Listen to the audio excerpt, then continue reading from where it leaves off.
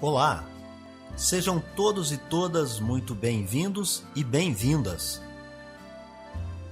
Eu sou Beto Ramos e esse é o programa Café com Espiritismo.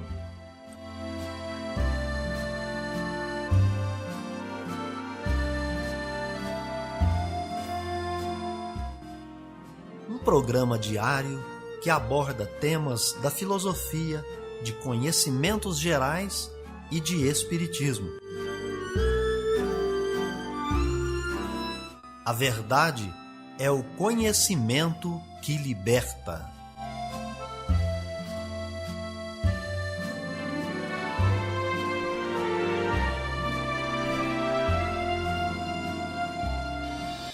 Chega mais um fim de semana, hoje é 10 de setembro de 2021, sexta-feira, está no ar Café com Espiritismo. Notícias, informações, dicas importantes e mensagens você acompanha só aqui no Café com Espiritismo. E nós já trazemos para vocês as efemérides, os fatos históricos, as personalidades e o dia na história.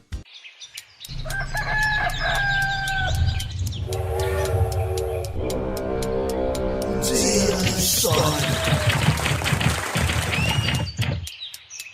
O dia 10 de setembro é a data de nascimento do ex-tenista catarinense Gustavo Kuerten. 10 de setembro é a data mundial de prevenção ao suicídio, data que surge por iniciativa da Associação Internacional para a Prevenção ao Suicídio, em parceria com a OMS, Organização Mundial da Saúde, que conta com o apoio de organizações de prevenção ao comportamento suicida em todo o mundo. Notícias do Brasil e do mundo é aqui no Café com Jornal. A inflação oficial do país, medida pelo Índice Nacional de Preços ao Consumidor Amplo, registrou alta de 0,87% em agosto, após alta de 0,96% em julho. O resultado, divulgado nesta quinta-feira pelo IBGE, aponta a maior variação para o mês desde 2000, quando o índice chegou a 1,31%. Com isso, o IPCA acumula alta de 5,67% no ano. O analista André Felipe Guedes Almeida, responsável pela divulgação do índice, explica que 8 dos 9 grupos de produtos e serviços pesquisados pelo Instituto tiveram alta de preços em agosto, com destaque para os transportes. E o motivo está nas bombas de gasolina. Principalmente por conta dos combustíveis,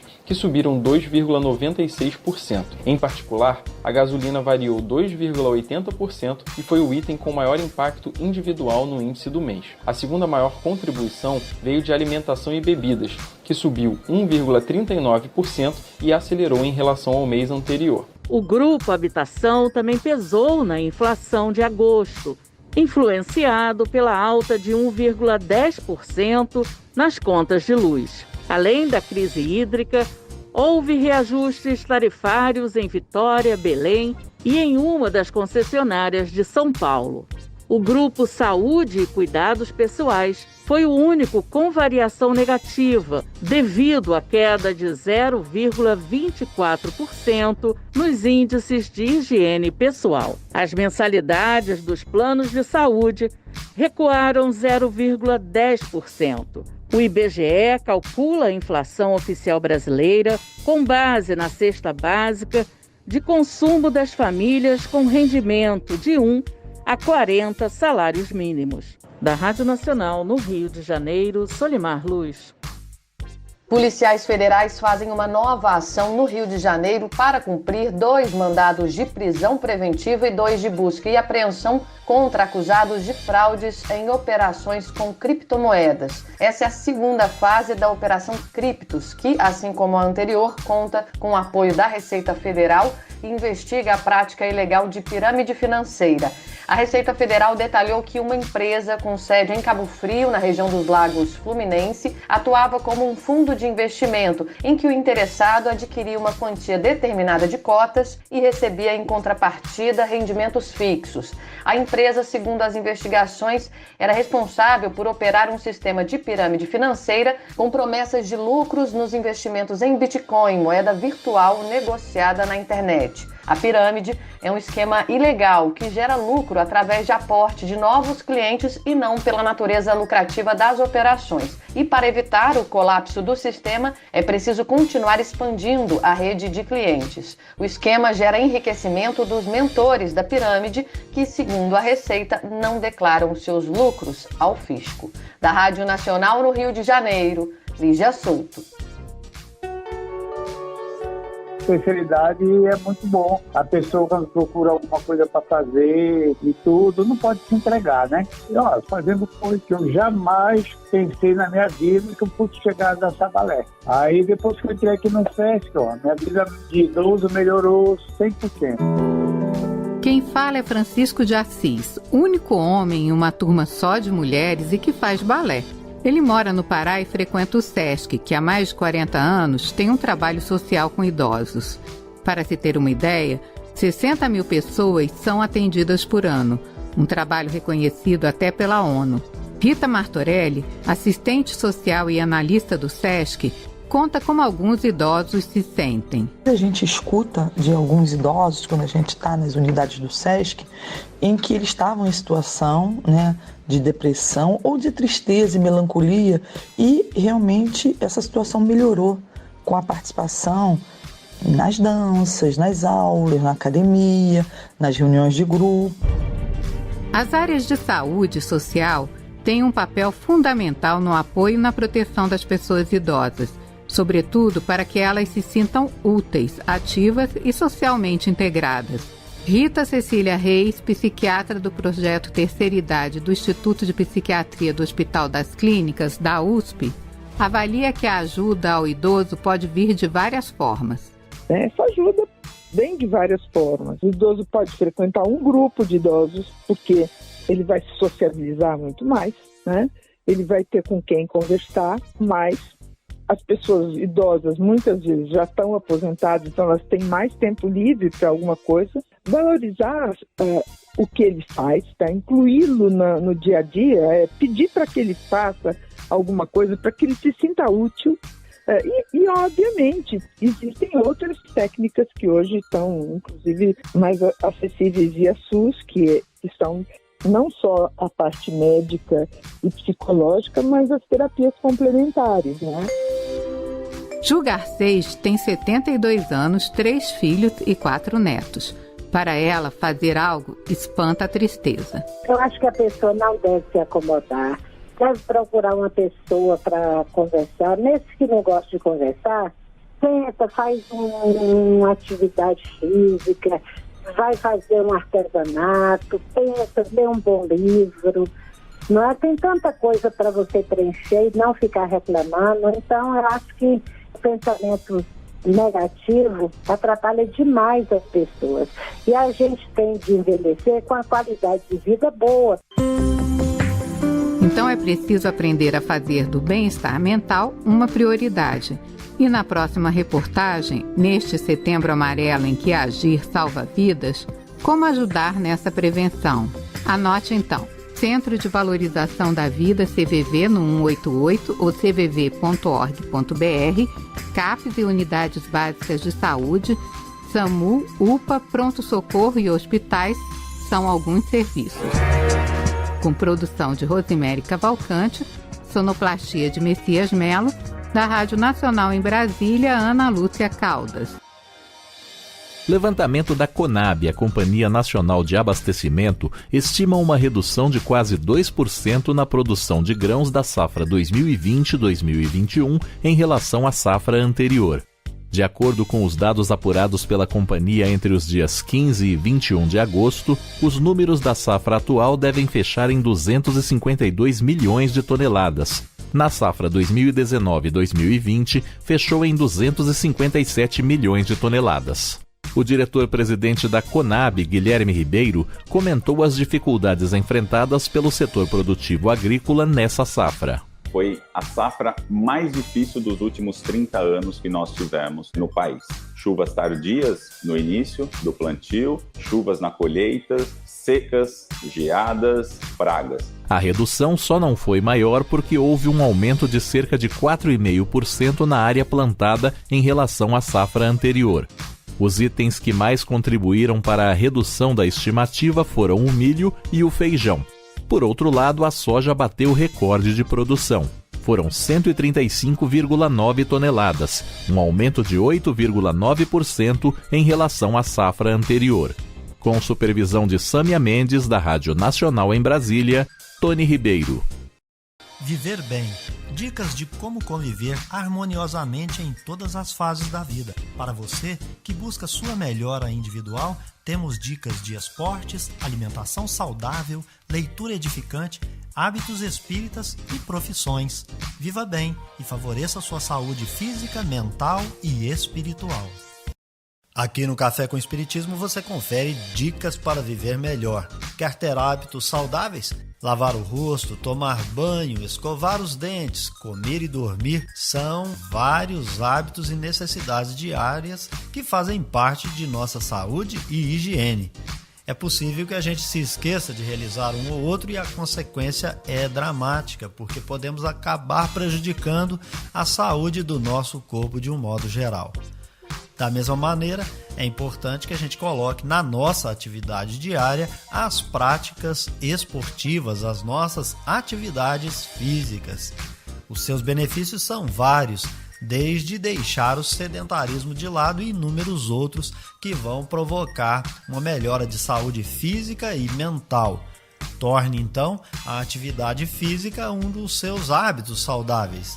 Se você tem costume de se exercitar, esse pode ser o primeiro passo rumo a um estilo de vida mais saudável. Hoje é importante praticar um esporte e escolher uma das principais ações que vão nos ajudar a evitar doenças cardiovasculares, a obesidade e vão combater sintomas de depressão, diabetes, hipertensão, asma e muitas outras doenças. Caminhe, nade, corra, pedale, dance, suba escadas, passeie com seu cachorro, lave o carro, arrume a casa, cuide do jardim, enfim, mova-se, sempre seguindo a orientação de um educador físico, é claro. Amor à sabedoria. Está no ar o Filosofando. A alegoria da caverna. Platão explicou sua teoria das ideias por meio de uma alegoria, um mito. Pessoas comuns são como prisioneiros que vivem o tempo todo dentro de uma caverna escura, obrigados a só ver as sombras projetadas por uma fogueira na parede da caverna. Sombras que eles pensam que são reais. Dizia Platão, nós somos como esses prisioneiros, ensinados desde que nascemos a acreditar que os fenômenos, as experiências do dia a dia são tudo o que existe. Mas um prisioneiro rebelde escapa e descobre, à luz do sol, que existe um mundo melhor e mais real do lado de fora. Da mesma forma, quem é acostumado a desenvolver habilidades mentais, como os matemáticos, descobre que por trás do mundo da experiência sensível existe outro mundo, melhor e mais verdadeiro, mais real, o mundo das formas. Essas pessoas conseguirão, por fim, ver e conhecer a própria divindade e se transformar em infalíveis dirigentes de ouro, em uma sociedade composta de pessoas incultas, feitas de prata, bronze e ferro e que jamais questionam o sistema. Nessa república, se alguém quiser saber como agir, basta perguntar a um guardião. Em seus trabalhos tardios, Platão parece ter duvidado das formas e da relação delas com cada objeto no mundo em que vivemos, objetos chamados de particulares. O sistema platônico é chamado de fechado. Se aceitarmos o que ele afirma sobre o conhecimento, então teremos supostamente de aceitar suas rígidas concepções sobre ética e política. Aparentemente, Platão acreditava que todo conhecimento pode ser tão estável e abstrato como a matemática. E isso não é bem assim. Ele também parece ter ficado enfeitiçado com a esquisitice grega, que insinuava que para conhecer realmente alguma coisa, precisamos experimentá-la, vivenciar sua experiência de modo direto. Dizia Platão, se soubermos o que é a beleza, então é como se tivéssemos ficado frente a frente com sua forma. O fato é que nunca ficou claro o que são essas formas, onde elas existem, como elas são e por que só uns poucos sábios conseguem vê-las. Café com Espiritismo. É hora da mensagem espírita. A verdadeira desgraça. Todos falam da desgraça, todos a experimentaram e julgam conhecer o seu caráter múltiplo. Venho vos dizer, porém, que quase todos se enganam, pois a verdadeira desgraça não é, de maneira alguma, aquilo que os seres humanos, ou seja, os desgraçados, supõem. Eles a veem na miséria, na lareira sem fogo, no credor impaciente, no berço vazio do anjo que antes sorria, nas lágrimas, no féretro que se acompanha de cabeça descoberta e coração partido, na angústia da traição, na privação do orgulho que desejava se vestir de púrpura e esconde sua nudez nos farrapos da vaidade. Tudo isso e muitas outras coisas ainda se chamam desgraça na linguagem humana. Sim, realmente são a desgraça para aqueles que nada veem além do presente. Mas a verdadeira desgraça está mais nas consequências de uma coisa do que na própria coisa. Dizei-me se o mais feliz acontecimento no momento que traz funestas consequências não é, na realidade, mais desgraçado que aquele inicialmente aborrecido que acaba por produzir o bem? Dizei-me se a tempestade que despedaça as árvores, mas purifica a atmosfera, dissipando os miasmas insalubres que poderiam causar morte, não é antes uma felicidade que uma desgraça? Para julgar uma coisa, é necessário, portanto, lhe ver as consequências. É assim que, para julgar o que é realmente feliz ou desgraçado para o ser humano, é necessário se transportar para além desta vida, porque é lá que as consequências se manifestam. Ora, tudo aquilo que o ser humano chama de desgraça, de acordo com a sua curta visão, cessa com a vida e tem sua compensação na vida futura. Vou-vos revelar a desgraça sob uma nova forma, sobre a forma bela e florida que acolheis e desejais, com todas as forças de vossas almas iludidas. A desgraça é a alegria, o prazer, a fama, a fútil inquietação, a louca satisfação da vaidade que asfixiam a consciência. Oprimem o pensamento, confundem o ser humano quanto ao seu futuro. A desgraça, enfim, é o ópio do esquecimento, que buscai com mais ardente desejo. Tende esperanças, vós que chorais. Tremeis, vós que rides, porque tendes o corpo satisfeito. Não se pode enganar a Deus. Ninguém escapa ao destino. As provas credoras mais impiedosas que a malta que vos acossa na miséria espreitam o vosso repouso ilusório para vos mergulhar de súbito na agonia da verdadeira desgraça, daquela que surpreende a alma enlanguecida pela indiferença e o egoísmo. Que o Espiritismo vos esclareça, portanto, e restabeleça sob a verdadeira luz da verdade e o erro tão estranhamente desfigurados pela vossa cegueira. Então agireis como bravos soldados que, longe de fugir ao perigo, preferem a luta nos combates arriscados, à paz que não oferece nem glória nem progresso. Que importa ao soldado perder as armas, o equipamento e a farda na refrega, contanto que saia vitorioso e coberto de glória? Que importa àquele que tem fé no porvir deixar a vida no campo de batalha, sua fortuna e sua veste carnal, contanto que sua alma possa entrar, radiosa, no reino celeste? Essa mensagem está no Evangelho segundo o Espiritismo. É o item 24 do capítulo 5, Bem-aventurados os aflitos. Delphine de Girardin, em Paris, ano de 1861, nos convida para refletir sobre a forma como julgamos as coisas ou os nossos pontos de vista. É uma verdadeira aula sobre a lei de causa e consequência. Ao meu sentir, é uma lição sobre sintonia, isto é, se estamos mais afinados com o mundo da matéria ou com o dos espíritos, ou ainda se nós nos julgamos apenas um corpo físico ou se temos uma alma. É um verdadeiro tratado também sobre o mundo das aparências. Esse espírito comunicante alerta para aquilo que consideramos olhos de ver e ouvidos de ouvir.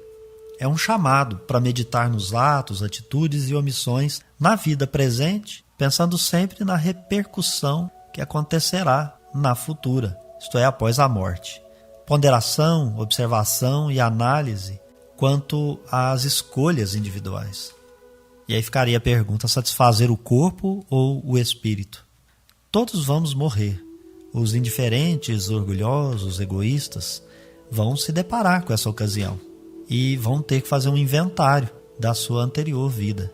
Isso explica porque, sem o véu do esquecimento, muitos vão escolher as desgraças da terra, que proporcionam quedas menores do que aquelas que são enfrentadas pelos que ainda não se conscientizaram de que o plantio é livre, mas a colheita é obrigatória.